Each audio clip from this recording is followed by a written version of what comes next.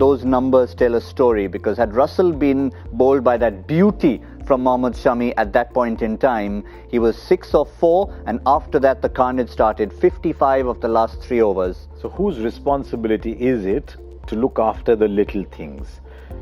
I'd like to know if there was a fielder was assigned inside the circle and who happened to drift outside, or whether the person who set the field actually pushed them all out and didn't realize he only had 3 in. If the second is the case, it's the captain who's at fault, or if the bowler set the field, but it's the captain who's at fault.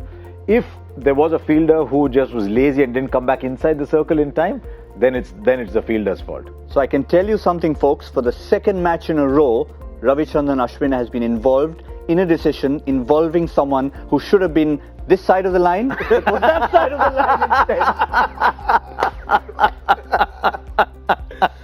So we're going to have a debate for the next 3 days about it, are we? But yeah, so to answer that, it means whatever happens, he as the captain should have been looking out for that. Look, I mean, you've got to say that. I mean, that's what the captain's job is. And, you know, as players, you're supposed to stand where your captain asks you to stand. But at times it could be the bowler, or at times it could be the coach. You know, these days you never know how they play this game. It's almost a pattern that, you know, when this player comes to play, that's where you're going to be standing. Or when an ex-bowler is bowling, this is the field no matter what the situation of the game is. To show you within this game is when Andre Russell walked in. You talked about 4 of 6 balls. When he walked in, the first run that he took, I mean, he was on 0.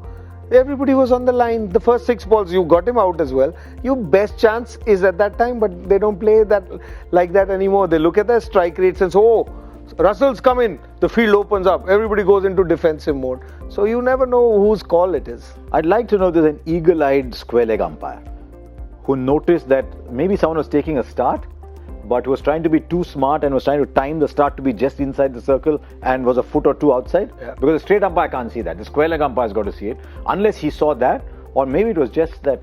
Well, I'm not sure it was that. It could have been someone who was supposed to come in and swap positions, and we didn't see what happened, but they came back very quickly. It didn't go to the third umpire to check.